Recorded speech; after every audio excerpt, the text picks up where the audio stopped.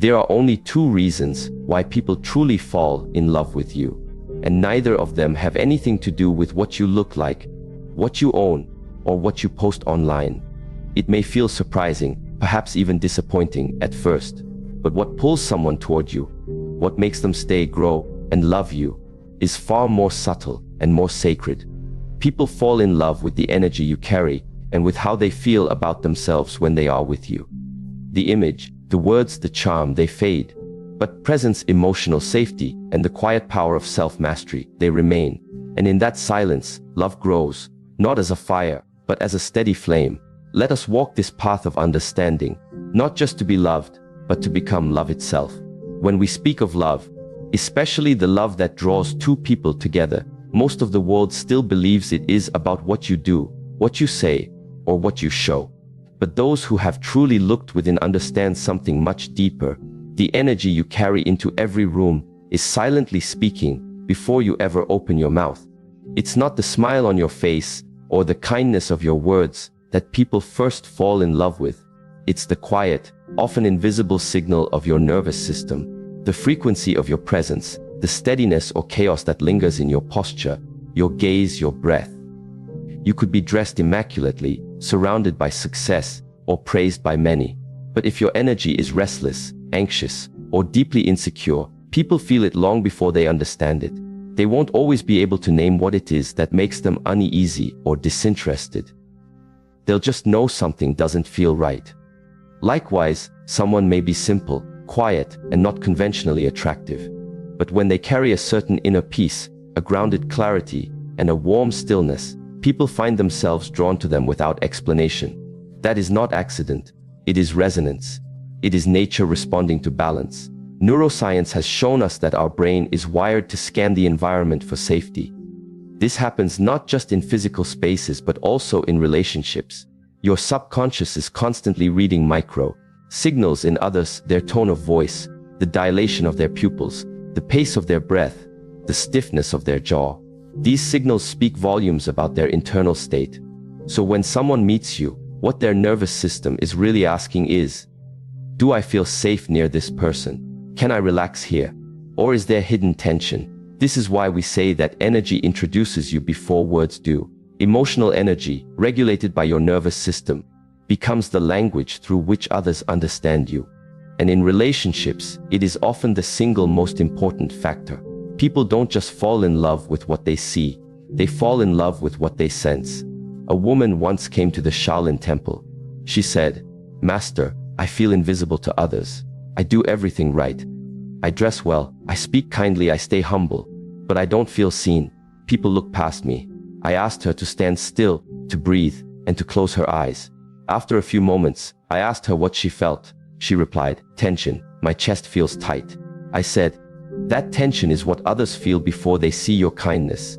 It is the silent voice speaking louder than your words. Learn to relax that voice." Over time, she began to meditate, walk slowly, and sit in stillness. Her posture changed. Her voice dropped into a softer, slower rhythm, and something fascinating happened. People began to gravitate toward her. Not because she became someone else, but because she began to carry herself with peace instead of striving. That peace became magnetic. From a psychological view, people are naturally attracted to those who help regulate their emotional state. We are drawn to those who soothe our anxiety, not those who mirror it. This is why we sometimes fall for someone and later can't explain why.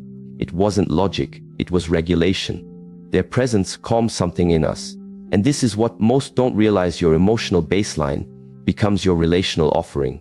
If you live in anxiety, chaos, or fear, that becomes the frequency you offer others. But if you cultivate serenity, presence, and self-respect, that becomes your true beauty, one that doesn't age, doesn't wear out, and doesn't need validation to shine.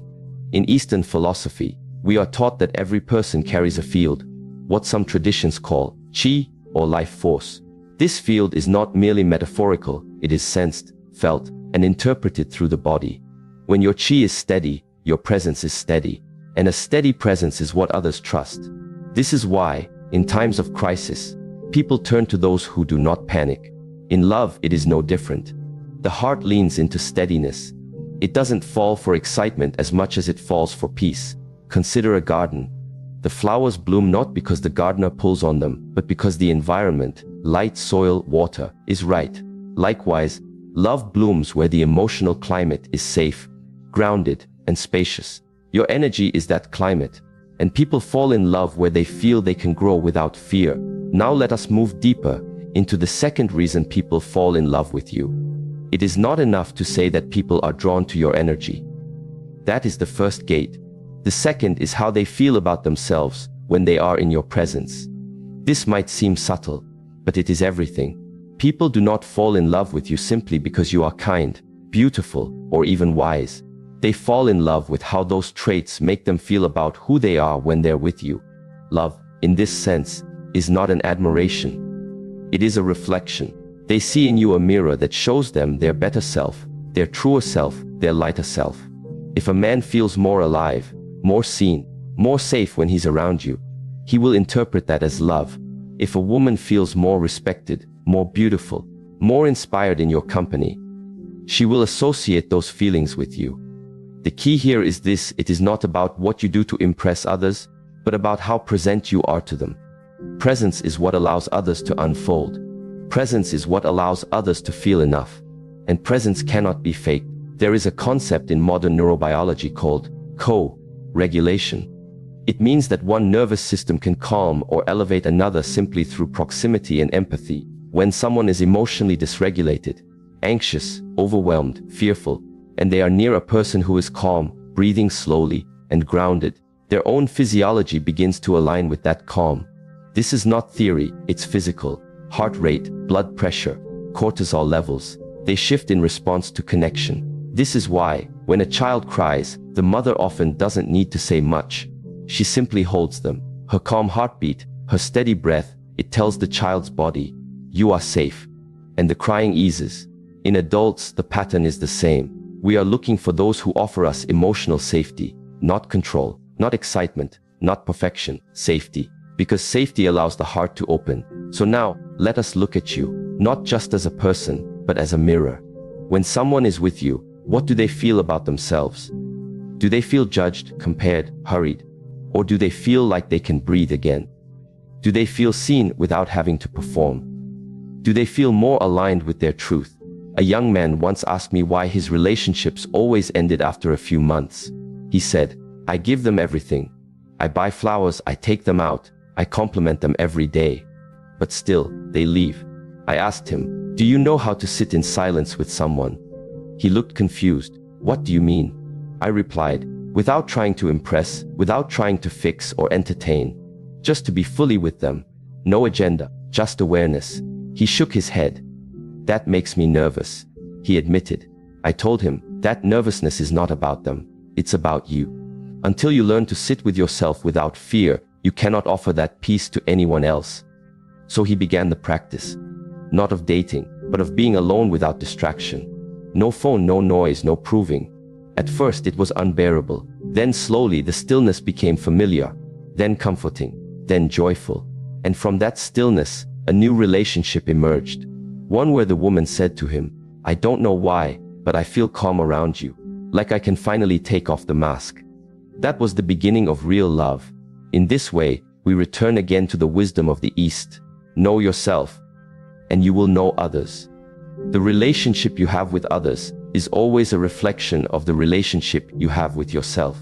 If you are harsh with your own emotions, you will unconsciously be harsh with theirs. If you are impatient with your inner wounds, you will be impatient with theirs. But if you have met your own pain with kindness, your presence becomes a safe place for others to do the same. This is not romantic poetry. It is psychology. When someone feels safe to be themselves with you, they fall in love.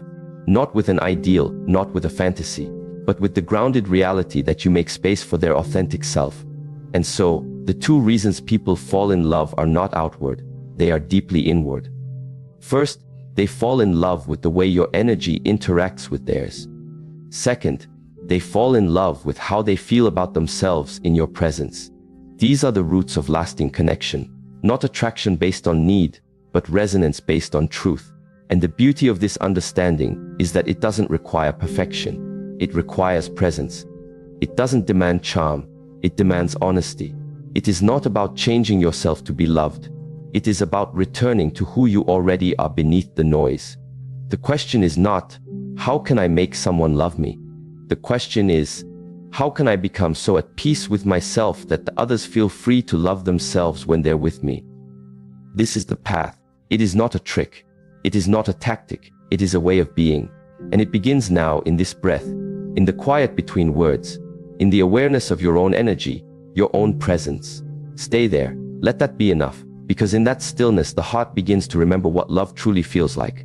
Not excitement, not drama, but peace. And in peace, everything begins to bloom. Emotional availability is often spoken about in modern culture as if it is a performative act. Something you express through constant communication, vulnerable conversations, or grand gestures. But true emotional availability is not loud. It is not about how openly you express emotions in words. It is about how present you are with emotions, yours and others, without being controlled by them. It is rooted not in expression, but in self-mastery. And that is where many become confused, especially in relationships that seek depth. To be emotionally available is not simply to talk about your feelings. Anyone can speak of pain or joy. But can you sit with those feelings without reacting? Can you remain calm when the other person is struggling? Not because you're suppressing your response, but because you've trained yourself to be the container instead of the storm. This is emotional maturity. This is availability, not of words, but of space. Eastern wisdom teaches us that emotions are like clouds. They move through the sky of your awareness. They are not permanent, and they are not personal. But when we become identified with them, when we say, I am angry, instead of, I feel anger, we confuse the weather for the sky. Emotional availability requires that we don't get caught in the clouds. It requires that we remain the sky. Now let us look at this through the lens of neuroscience and physiology. The human brain processes emotional pain in much the same regions as physical pain. This is why emotional reactivity feels urgent, overwhelming, and at times even debilitating. When you feel triggered by a partner's silence or disapproval, your body isn't just annoyed, it is interpreting a threat. Your amygdala, the brain's fear center, sounds the alarm. Your heart rate rises. Your muscles tighten. And unless you've trained your awareness to intervene, your reaction becomes automatic, often defensive, aggressive, or avoidant. So what does self-mastery have to do with this? Everything. Self-mastery is the art of pausing between stimulus and response. It is the ability to notice the reaction rising within you and to choose presence instead of projection. That pause, often just a breath, is the space where love is either deepened or destroyed. There is a practice we follow in the Shaolin tradition called sitting with fire. It is a meditative approach in which you do not try to escape discomfort.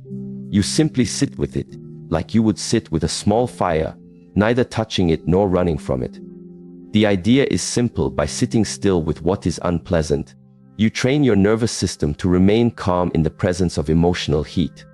Over time, what used to ignite you no longer controls you. And this changes your relationships profoundly. You become someone who can stay steady in emotional turbulence. You become emotionally available not because you speak perfectly, but because you remain open and steady in moments when others would shut down or explode. A woman once shared with me a story about her partner who had grown up in a chaotic home. He was gentle, loving, and expressive until conflict arose. Then he would shut down entirely, retreat into silence, sometimes for days. She tried everything, texting, reasoning, even giving space. But nothing helped. It's like he disappears, she said. He says he loves me, but when I need him emotionally, he vanishes. I asked her gently, has he learned to stay with his own discomfort? Or does he flee it the way he flees you in those moments? This is the root. You cannot offer others emotional presence if you've never practiced emotional discipline with yourself. If you run from your own sadness, you will run from theirs. If you avoid your own anger, you will shut down in the face of theirs. If you are ashamed of your vulnerability, you will become cold when they are soft. So then, emotional availability is not a doorway that opens outward. It is an inner gate. And that gate is opened through training. You must train yourself, gently but consistently, to remain with your own emotions. not to fix, suppress, or analyze, but to witness them, to breathe through them, to allow them to pass like waves. This is what it means to hold space. And when you can hold space for yourself, you can hold it for another. Psychologists speak of emotional attunement, the ability to notice, reflect, and respond to another's emotional state with sensitivity. But attunement is impossible if your own emotions rule you. You cannot notice another's sorrow if you are consumed by your own internal chaos. You cannot soothe their fear if you have never calmed your own. Emotional availability, therefore, is a natural byproduct of inner balance. I recall an old man who once visited the temple. His wife had died the year before, and he came seeking peace. During a conversation, he said something I never forgot. For 40 years, he said, I thought I was emotionally present.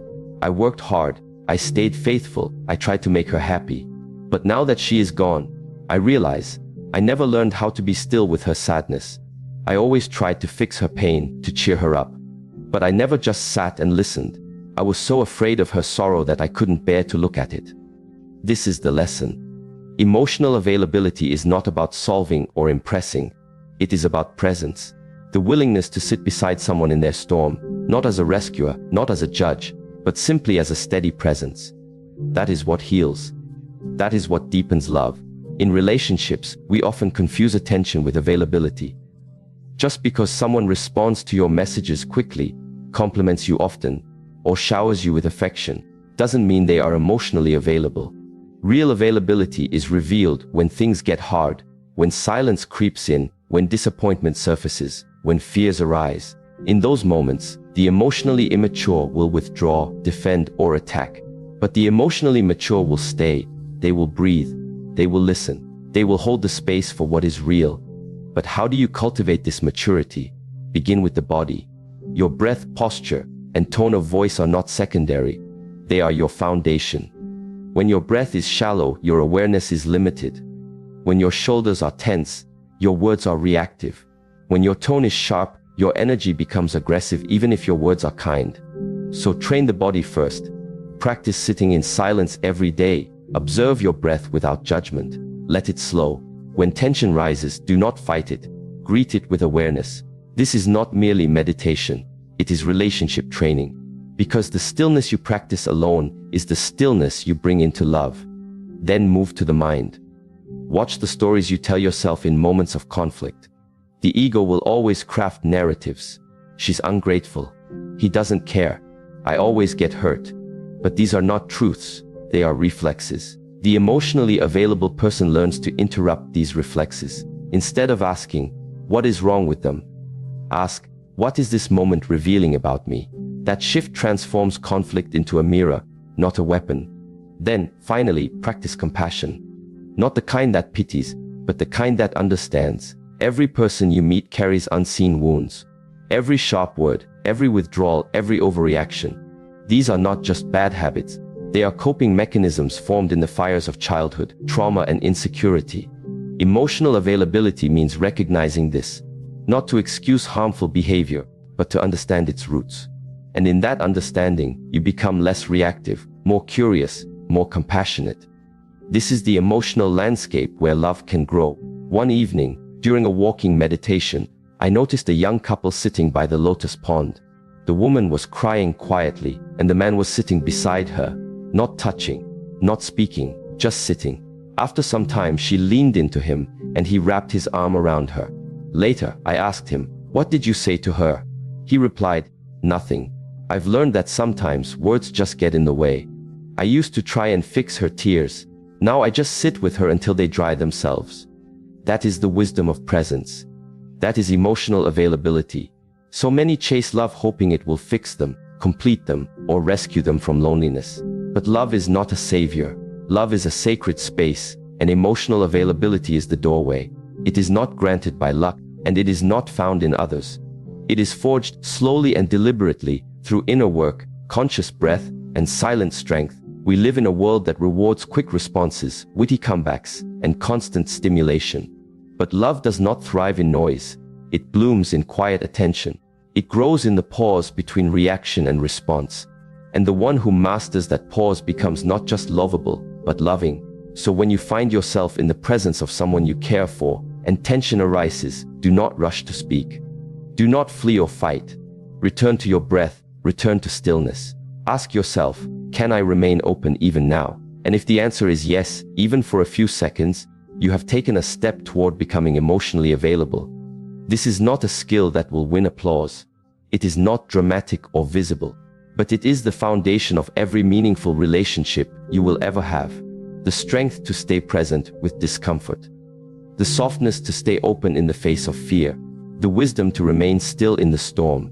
And it is this, the invisible discipline of the heart, that makes love real and makes you ready to receive it. In the stillness of the human spirit, one truth becomes increasingly evident. The energy you carry either invites others in or causes them to pull away. It is not always your words, your appearance, or your accomplishments that draw people toward you, but rather something more subtle and powerful. The quality of your inner energy, your energy shaped by your thoughts, your emotions, your level of self-awareness, and your presence, is the invisible force that surrounds you. It enters the room before you speak and lingers long after you've gone. This energy either nourishes the hearts of others or burdens them. And in relationships, this unseen force often determines whether people fall in love with you, stay with you, or quietly drift away. Western psychology refers to this as affective presence, the emotional atmosphere a person carries with them, which others instinctively feel and respond to. It is not about being happy all the time or masking your struggles with artificial positivity. Rather, it is about your baseline state of being. Are you generally grounded or anxious? Are you calm or reactive? Do people feel safe and uplifted in your presence? Or do they feel they must guard themselves, walk on eggshells, or manage your emotional state for you? To cultivate the kind of energy that draws people in, you must begin by noticing your default energetic state when you are alone. This is the version of you that no one sees. When you are sitting quietly, when nothing external demands your attention, what thoughts emerge? What feelings arise? If you're constantly carrying stress, fear, resentment, or unhealed pain, this becomes the energetic frequency you emit. Even if you try to hide it, people may not consciously detect it, but they will sense something is off. Their nervous systems will respond instinctively. They may feel drained, tense, or uneasy around you without knowing why. In contrast, someone who has done the inner work to process their emotions, regulate their nervous system, and stay centered brings with them a calming, magnetic presence. This is what Eastern traditions refer to as Shen, or spirit. When your spirit is calm and bright, it draws others into a field of peace. I once met a woman who worked as a hospice nurse. She was not loud or charismatic, but there was something extraordinary about her presence. When she walked into a room, patients would visibly relax. Families would begin to cry, not because she said something, but because she made them feel safe enough to release their pain. When I asked her how she managed to carry such stillness in such a heavy environment, she said, "I don't fight death. I don't resist grief. I let everything move through me. That way, I don't get stuck, and neither do the people around me." Her words echo a deep truth. Your energy is not defined by what you feel, but by how freely you allow those feelings to move through you. Resistance creates blockages.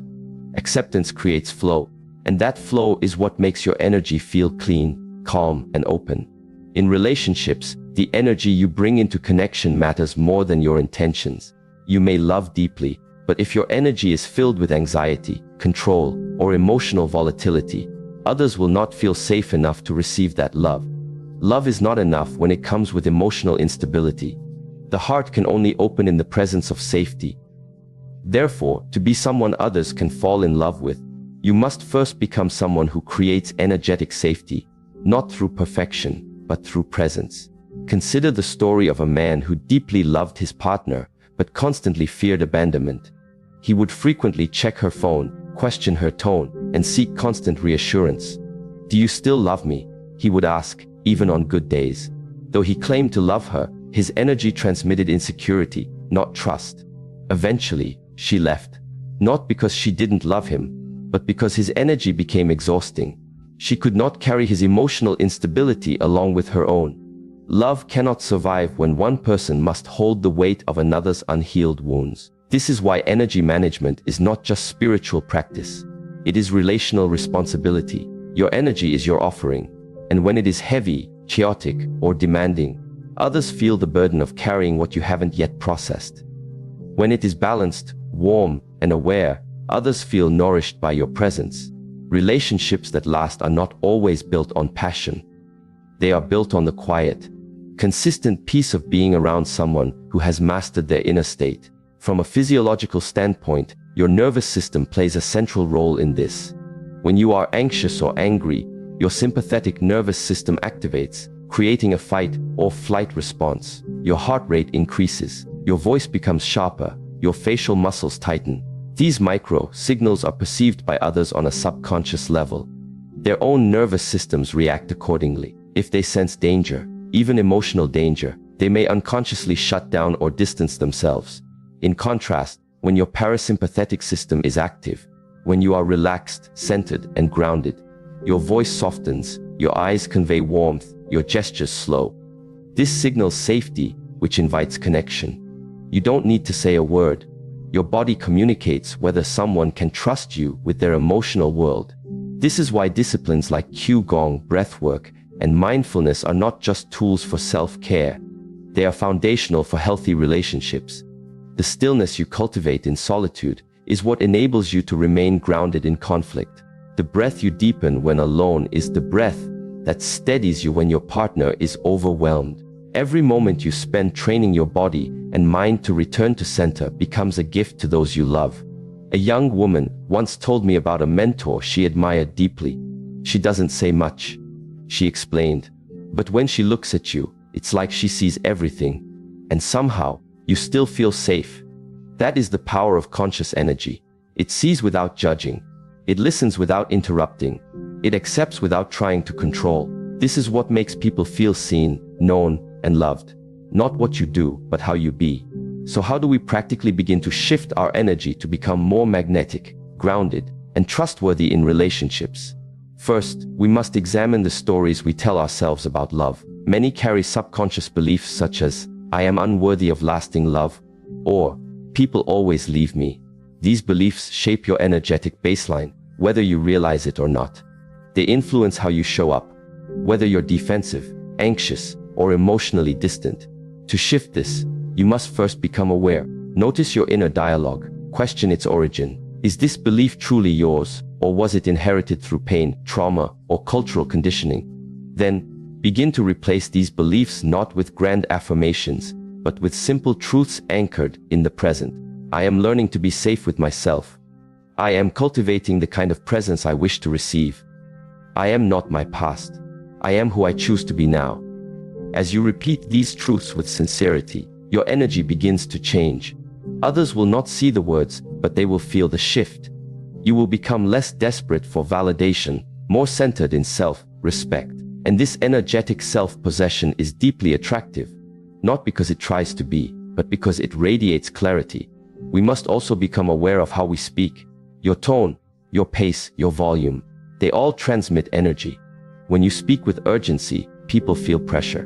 When you speak with bitterness, they feel judgment. But when you speak with calm sincerity, people open. In our tradition, we say that the voice is the breath made visible. A scattered breath leads to a scattered voice. A grounded breath leads to a grounded voice. So begin every meaningful conversation with a breath.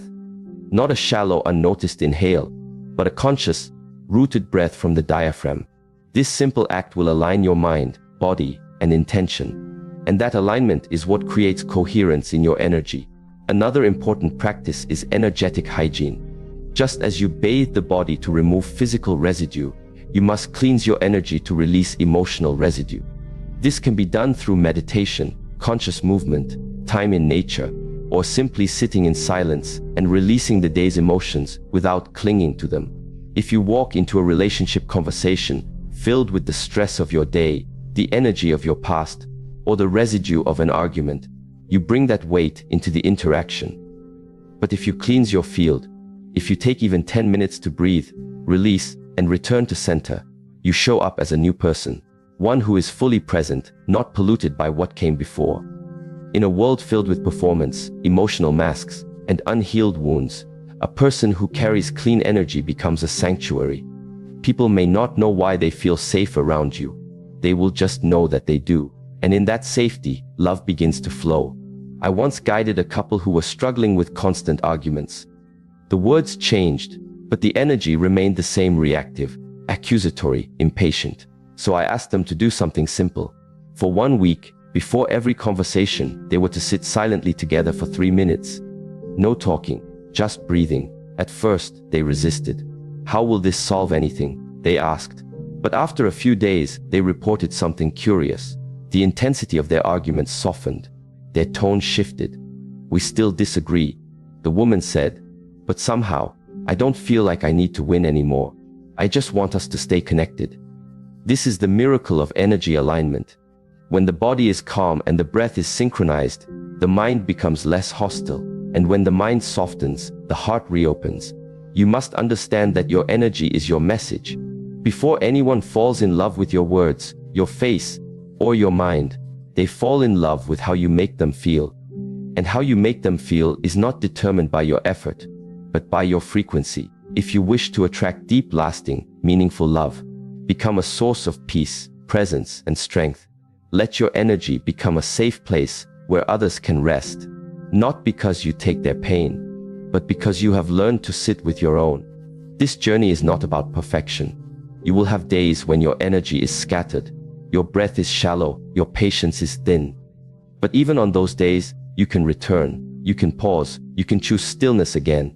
And in doing so, you not only transform your relationships, you transform yourself into someone who is no longer seeking love, but radiating it. In every relationship, there comes a moment when what once felt effortless begins to require effort. The initial fascination fades, the intensity softens, and what's left is no longer just attraction. It is the opportunity for real connection. And it is in this space that many falter, not because they do not care, but because they do not know how to maintain connection when comfort replaces curiosity. The human tendency is to settle into predictability, to grow complacent with the familiar. But the truth is, people do not fall in love with who you were when they met you. They fall in love again and again with who you continue to become. Emotional depth and growth, the ever-unfolding layers of your mind, heart, and spirit, are what sustain intimacy over time. To understand this, we must first look at how the human mind responds to novelty. Neuroscience teaches us that the brain's reward system thrives on newness. During the early stages of love, dopamine levels rise, creating a natural high. Everything about the other person feels fascinating. You notice their laugh, their hand gestures, the way they pause between sentences. But as time passes and routines settle in, the novelty wears off, and with it, the heightened dopamine. This is not a sign that love is gone. It is simply a biological shift from infatuation to familiarity. And familiarity, if left unattended, can breed disinterest. Not because the person has changed, but because you have stopped looking beneath the surface. This is why emotional growth is essential.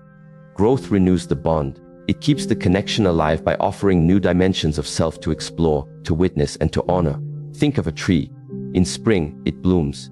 In summer, it ripens. In autumn, it releases. And in winter, it rests. Yet beneath the surface, it is still growing, its roots deepening, unseen. A relationship that survives the seasons must also grow in quiet and visible ways. And that growth must happen individually and together. Many people expect their partner to remain as they were in the beginning. But to love someone truly is to allow, and even encourage, their evolution. This requires inner security. If your sense of identity depends on the version of your partner you first fell in love with, you will resist their growth. You may fear their change because it threatens your stability. But love that fears growth is not love, it is control. Real love says, I want to know the new you, again and again. Real love is curious, not possessive. It seeks to understand, not to define. I remember a story shared by a woman in her 60s who had been married for over 30 years. She said, "We've fallen out of love with each other many times. But each time, we found our way back. Because we allowed each other to change. He's not the same man I married, and I'm not the same woman. But every time we made space for each other's growth, it was like falling in love with someone new." Her wisdom carries a powerful truth.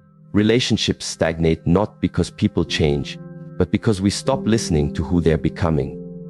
To maintain emotional depth in a relationship, you must first commit to your own growth. This means engaging with your fears, your beliefs, your past wounds. It means becoming emotionally literate, able to name your emotions, understand their origins, and communicate them without blame. When you do this, you create a relational environment where emotional safety exists. And emotional safety is the soil where intimacy grows. It also means challenging yourself, learn something new, explore new ideas, read, write, reflect, move your body, stretch your perspectives. When you grow, you become more interesting, not in the superficial sense, but in the energetic one. You carry depth. You bring something to the table that nourishes the connection. And you invite your partner to do the same, not by force, but by inspiration. In traditional Eastern thought, there is the idea of Wu Wei, effortless action. It is not passive, but flowing. In relationship, this means we do not force connection. We cultivate the conditions for it to flourish. One of those conditions is ongoing inner work. The more we understand ourselves, the more fully we can understand and love another. A person who continues to explore their inner world remains emotionally alive, and that aliveness is felt in every interaction. Let us now speak of curiosity, for it is the heartbeat of emotional depth. When you stop being curious, you start making assumptions. You believe you know all there is to know about your partner. You stop asking questions. You stop listening deeply. But no one remains the same. Even in one day, a person experiences hundreds of thoughts, emotions, and shifts in awareness. To keep love alive, you must remain a student of the one you love. Not just of their outer life, but their inner world. What are they afraid of now? What excites them? What beliefs are they questioning? What dreams have changed? These are not things you learn once. They must be relearned, again and again. A man once told me about his divorce. He said, "She didn't leave because of someone else. She left because I stopped seeing her. I stopped asking her how she was feeling. I assumed we were fine because there were no fights. But the silence grew too loud. And one day, she said she felt alone, even while lying beside me." His voice carried deep regret, not for what he did, but for what he failed to do. Emotional depth is not always about grand gestures. Sometimes, it is simply about paying attention. Presence is the most profound form of love. In practical terms, couples can create rituals of reconnection. A weekly check-in where each person shares what's been on their heart. A quiet evening walk without phones. A shared journal where each writes a reflection the other responds to.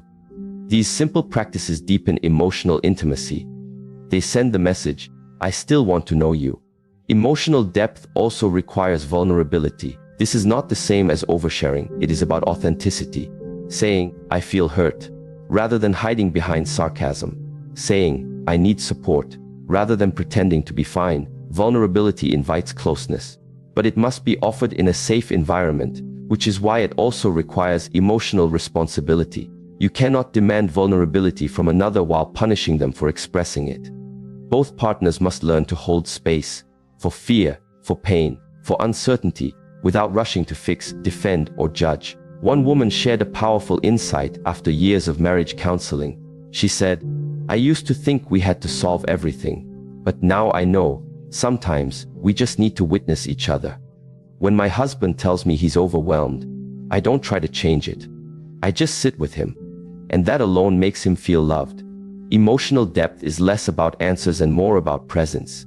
People do not always need solutions, they need connection.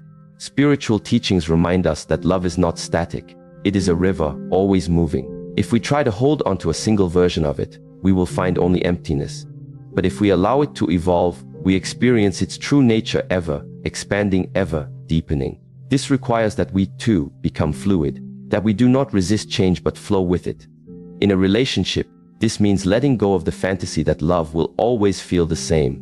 Sometimes it feels like fire, sometimes like earth, sometimes like water, gentle, slow, but essential. There is a Zen saying, "Before enlightenment, chop wood, carry water. After enlightenment, chop wood, carry water." The mundane tasks remain, but the consciousness with which we approach them changes. In love too, it is the ordinary moments that build emotional depth, sharing a meal, folding laundry, sitting in silence together, When done with awareness, these become sacred. They become the thread that weaves intimacy into daily life. We must also speak about emotional regulation. Depth cannot exist where reactivity rules. If every disagreement turns into an argument, emotional safety disappears. To grow emotionally, one must learn to pause, to breathe before responding, to ask, "What am I truly feeling?" rather than reacting from a wounded place. This self-regulation allows for honest dialogue. It prevents emotional flooding and creates space for both people to be heard. From a neurological perspective, this ties into the development of the prefrontal cortex, the part of the brain responsible for impulse control, empathy, and complex decision-making. When we practice mindfulness, we strengthen this area, which in turn enhances our ability to remain present and compassionate in moments of tension. This is not just theory, it is proven. Couples who practice emotional regulation report higher satisfaction, deeper connection, and more resilience in the face of stress. One couple I worked with developed a practice they called the sacred pause. When emotions ran high, they would stop speaking, place their hands on their hearts, and breathe together in silence for 2 minutes. This simple act shifted their energy from conflict to connection. It reminded them that beneath the anger was love, that beneath the fear was longing, and that both deserved to be honored. Ultimately, emotional depth and growth are not just about maintaining love, they are about expanding it.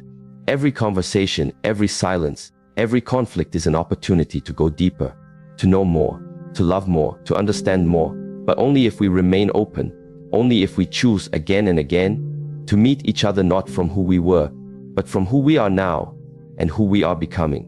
In the heart of every human being lies a silent longing, not merely to be noticed, not only to be loved in a fleeting or superficial way, but to be seen, truly seen, for who we are beneath all roles, all masks, and all accomplishments. There is a sacred need to feel significant, not because we perform, but because we exist. This longing becomes even more pronounced in intimate relationships. Yet most people remain unaware that the most powerful way to fulfill this need, both in ourselves and in those we care for, is not through words, possessions, or even actions alone, but through presence. True presence is the rarest form of love, and it is what makes people fall in love, not once, but continuously, with those who master it. We live in a world that is overwhelmed by noise, notifications, tasks, scrolling screens, the constant lure of what is next. But love lives in the now, not in the anticipation of what someone could become, nor in the nostalgia of who they once were. Love lives in the stillness of being fully with someone, without agenda, without distraction. Presence means offering your whole self, your full attention, your calm awareness to the moment you share with another. And when someone feels your presence, something extraordinary happens. They begin to feel their own significance. You do not make them feel special by praising them. You make them feel special by being holy with them. Presence cannot be faked. It is felt. Children sense it. Animals recognize it. And in relationships, your partner knows when you are not truly there, even if your body is in the room. You may nod as they speak. You may utter the right responses. But if your mind is elsewhere, if you are thinking of your own reply or lost in some mental commentary, they will feel unseen. Presence is not about what you do with your hands or your words. It is what you do with your energy. To be present is to quiet your inner world enough to let another person's reality be held in your awareness without interruption. This requires training. It requires humility. And it requires that you understand the mind is not naturally still. It wanders. The average person has tens of thousands of thoughts each day. Without practice, those thoughts will lead you away from connection and into mental noise. But through awareness and discipline, presence becomes a choice you can make, moment to moment, breath by breath. Let us consider the wisdom from Eastern philosophy. In the Tao Te Ching, Lao Tzu writes, "To be still is to be alive." In presence, there is a stillness that awakens life. It is not passive, it is alive with awareness. In this state, you begin to see your partner not through the filters of judgment or expectation, but through fresh eyes. You notice subtle expressions. You hear meaning behind their words. You feel the rhythm of their emotional state. You begin to move in sync with their spirit, not just their form. There is a story of a monk who was asked how he remained calm and attentive during hours of listening to others. He replied, "When I am with someone, I become an empty bowl. I empty myself of opinions, predictions, and comparisons. I simply hold space. And in doing so, I discover the essence of the person before me. That is the essence of presence. It is spacious, undemanding, and fully attentive." In modern psychology, we know that presence activates the parasympathetic nervous system, the rest and digest state. When someone feels seen and safe, their heart rate slows, their breathing deepens, and their body moves from a state of defense to a state of openness. In relationships, presence heals. It creates the neurobiological conditions necessary for emotional bonding, empathy, and trust. In practical relationships, presence looks simple. It means putting your phone down when your partner speaks. It means not interrupting, even when you think you know what they're about to say. It means looking into their eyes, not just as a habit, but as a conscious act of seeing. And perhaps most importantly, it means being present with yourself, because you cannot give what you do not embody. To cultivate presence, you must first learn to be with yourself in silence. Many people avoid silence because in the stillness, their inner chaos becomes louder. But this is exactly why solitude is necessary. When you learn to observe your own thoughts without judgment, you develop the ability to hold space for others in the same way. Meditation, breathwork, mindful movement. These are not luxuries, but necessities for emotional maturity. They calm the inner world so that we may show up more fully for the outer one. One woman told a story of how her relationship transformed not through therapy, or books, or advice, but through a simple shift. Her husband, who used to be distracted and dismissive, began practicing mindfulness for 10 minutes each morning. Over time, he became more present, more attuned. She said, "For the first time in years, I felt like he was really with me. Not just beside me, but with me. That changed everything." This story is not rare. Emotional presence begins in solitude and blossoms in relationship. Presence is also deeply connected to appreciation. When you are truly present with someone, you begin to see them. Not just their appearance or actions, but their essence. You notice the kindness in their gestures, the courage in their struggles, the light in their laughter. Appreciation that comes from presence is different from compliments. Compliments can be scripted, but appreciation born of awareness is heartfelt, specific, and deeply moving. "I noticed how patient you were today with our son." Or, "I could see how much effort you put into your work." These small recognitions, spoken with sincerity, nourish the soul. They make people feel valued, and where value is felt, love deepens. Another powerful aspect of presence is emotional containment. When you are fully present, you create a safe container where others can feel their feelings without fear of being judged or fixed. Too often, we try to offer advice when someone simply needs to be heard. Presence says, "I see your pain, and I'm here with you." It does not rush. It does not analyze. It simply stays. This kind of presence builds trust. It tells your partner, "You do not have to be perfect for me to stay connected. I honor all of you, the joy, the sorrow, the confusion, the clarity." We must also speak of listening. Listening is not waiting for your turn to speak. It is not mentally crafting your reply while the other person is talking. True listening is an act of surrender. You let go of your need to control the conversation. You let go of your assumptions. You step into the other person's world and receive them as they are. There is a Native American tradition where a person speaks from their heart while others listen in silence, only speaking when they feel moved from a place of authenticity. Such rituals reflect a deep respect for presence and remind us that in stillness, we understand more. In a relationship, the quality of your listening determines the quality of your bond. One man described how his marriage was renewed simply by learning to listen with full attention. He said, "For years, my wife would tell me things, and I would nod, but I wasn't really there. One day she said, 'You hear me, but you don't feel me.' That woke me up. I began practicing presence, not just hearing her words, but feeling their meaning, and everything changed." His experience illustrates that presence turns communication into communion. It is not just the exchange of information. It is the meeting of souls. There are moments when presence becomes the most profound act of love, especially when your partner is struggling. When someone you care about is in pain, you may feel helpless. But your presence is never small.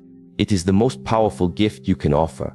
Sitting in silence with someone who is grieving, holding their hand, breathing beside them. These are sacred acts. They say, I may not have the answers, but I am not leaving you in your darkness. Presence honors suffering without needing to solve it. And in that space, healing begins.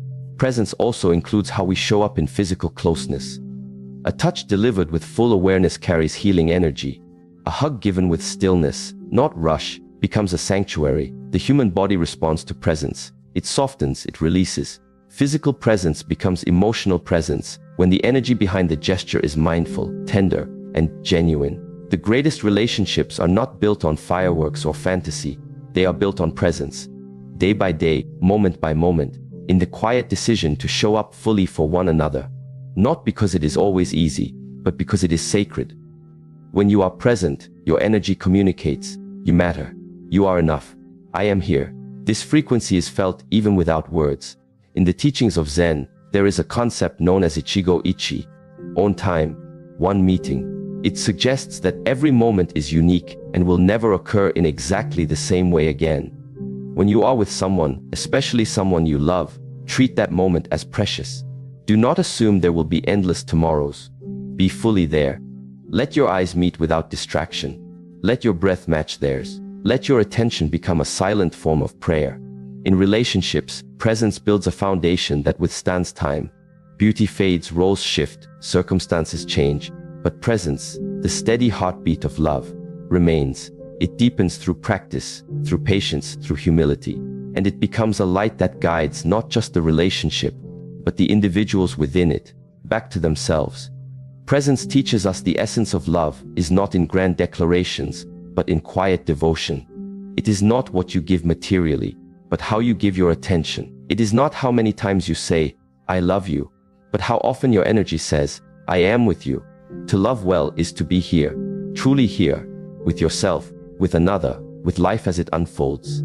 This is where people fall in love, not in the highlight moments, but in the spaces between, where presence breathes and connection grows without words. And once you learn to live in this state, not occasionally, but as a way of being, you become the kind of person people fall in love with, not just because of what you say or do, but because of how you make them feel when you are simply there. When all the noise has faded, when appearances shift and roles dissolve, when the ego no longer dominates the heart, what remains is the essence of why people truly fall in love. They fall in love with how they feel in your presence, not with your achievements, not with your looks, not even with your charm. They fall in love with how safe, seen, and understood they feel when they are near you. They fall in love with your energy when you carry clarity instead of chaos, calm instead of control, openness instead of insecurity. They fall in love with your emotional clarity, because in a world of confusion, you become a lighthouse. They fall in love with your presence, because in a world of distraction, you become the rare moment of stillness. When you walk the path of self-mastery, your relationships shift, not because others change, but because you become more aligned. You stop demanding love and start embodying it. You stop chasing attention and start radiating dignity. You stop fearing abandonment and begin offering rootedness. You are no longer someone who simply wants love. You become someone capable of holding love, sustaining it, nurturing it with every breath and every moment of awareness. And from that place of deep inner alignment, love finds you. The right people feel drawn, not to your perfection, but to your depth, your steadiness, your light. Not because you are trying to impress them, but because you are finally connected with who you are. So, remember this, people fall in love with you only for two reasons. Either because you reflect something they are missing within themselves, or because you remind them of who they truly are. Become the person who reflects truth, not illusion. Become the presence that awakens others to their own wholeness, not their wounds. Because in the end, love that is real is never just a matter of fate. It is a reflection of presence, discipline, and conscious energy. Love is a sacred invitation, and it begins the moment you are fully here. That is the path, that is the practice, that is the way.